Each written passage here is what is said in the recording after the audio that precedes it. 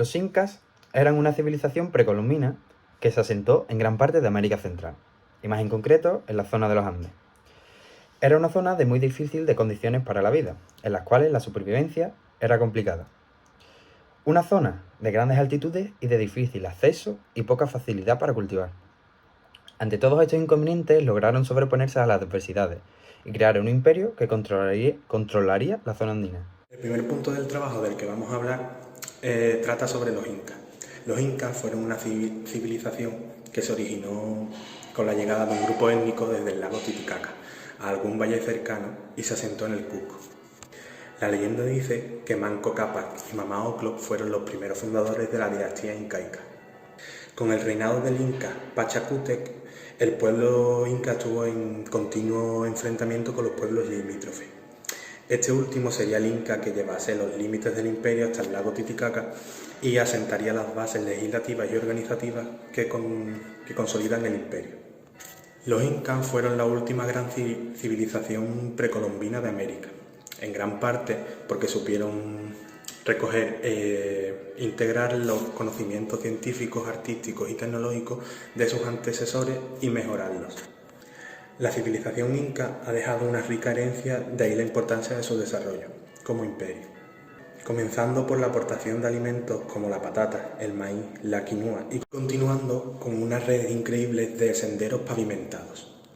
El quechua, la lengua oficial de los incas, es aún hablada por más de 10 millones de personas actualmente.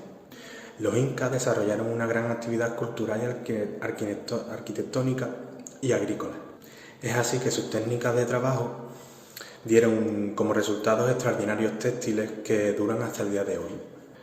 En su máximo apogeo construyeron una gran obra arquitectónica de una gran importancia a nivel mundial, de la cual todo el mundo sabe cuál es, que es Machu Picchu. Al territorio inca se le denominó Tahuantinsuyo.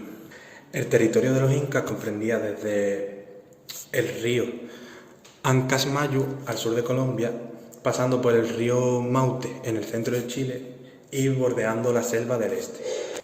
Para ser más concretos y ver la dimensión de este territorio, el territorio inca llegaba desde Ecuador, Perú, Bolivia y al norte de Argentina y también una gran parte de Chile.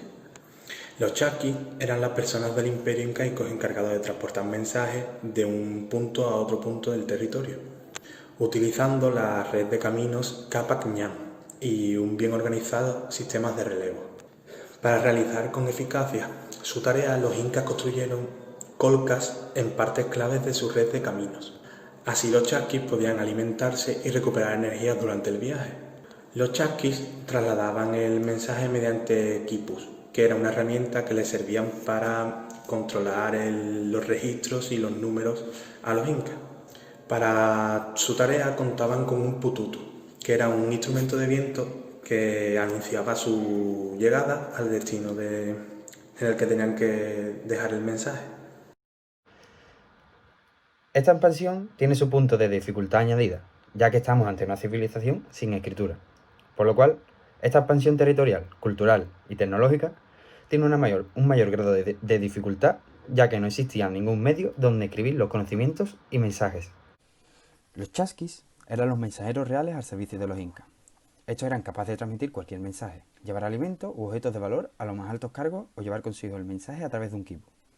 El mensaje se lo aprendía de memoria e iban pasando dicha información entre chasquis hasta llegar a su destinatario. Recorrían unas distancias concretas a la mayor velocidad posible, mientras no paraban de correr. Se iban relevando con otros chasquis que esperaban a la llegada de los tambos, que era una especie de posada donde aguardaban la llegada del mensaje. Como cual carrera olímpica de relevos, ambos corrían a la vez hasta que el mensaje era comprendido o era entregado el quipu u el objeto a llevar. La mayoría de viajes los realizaban para entregar quipus. Los quipus consistían en un sistema de contabilidad basado en la posición de las cuerdas, nudos y colores.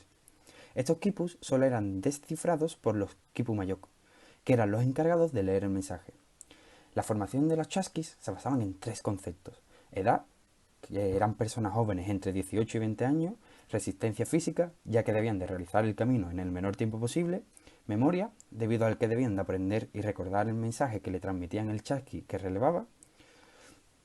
Los chasquis vestían con unas sandalias en los pies confeccionadas con pieles llamadas hojotas, un ropaje cómodo, una especie de maleta donde meter los objetos a llevar, un plumero en la cabeza para ser diferenciado y una trompeta fabricada con conchas marinas llamada pututu.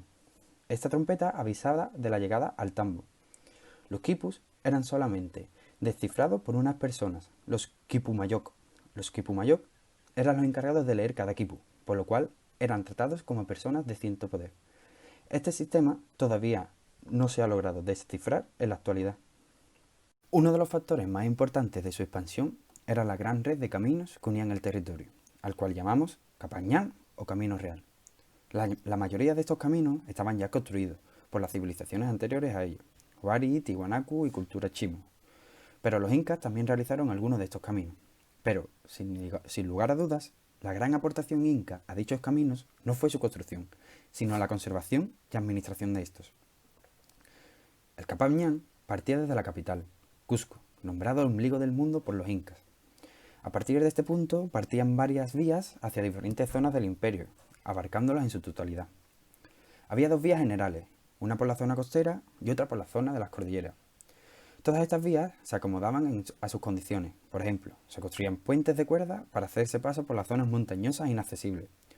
O, para soportar el calor del desierto costero, observábamos al borde de los caminos un arroyo de agua construido por los incas. Como hemos comentado anteriormente, la administración de estos caminos fue espectacular por parte del Inca. A través de dichos caminos se expandió el territorio, pero también se movían los ciudadanos hacia nuevas zonas para repoblar, o se transmitían los mensajes a las personas de máximo poder. De estos mensajes estaban encargados los chasquis. Gracias a este tipo de mensajeros y a la amplia red de caminos administrada por los incas, pudieron crear este gran imperio en el continente americano. Todo este imperio se acabó con la llegada de los españoles, que acabaron con la hegemonía de incaica. Pero esta red de caminos y sistemas de comunicaciones hicieron sobrecoger a los españoles, que se sorprendieron con la rapidez que se transmitía la información, incluso sin haber descubierto la escritura. Los españoles siguieron utilizando este sistema de mensajería, adaptándolos a sus conocimientos, por lo cual los quipus fueron desapareciendo y aparecieron en escena los documentos, gracias a la escritura.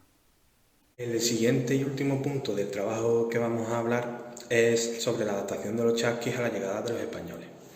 Como ya relató el cronista español Pedro Cieza de León, los incas inventaron un sistema de postas que era mejor de lo que se pudieran pensar, incluso imaginar ellos mismos. Con la llegada de los españoles, cuando vieron este sistema de comunicación que tenían los incas, se quedaron impresionados, ya que eran algo que nunca habían visto. Por eso lo siguieron utilizando durante el virreinato de Perú.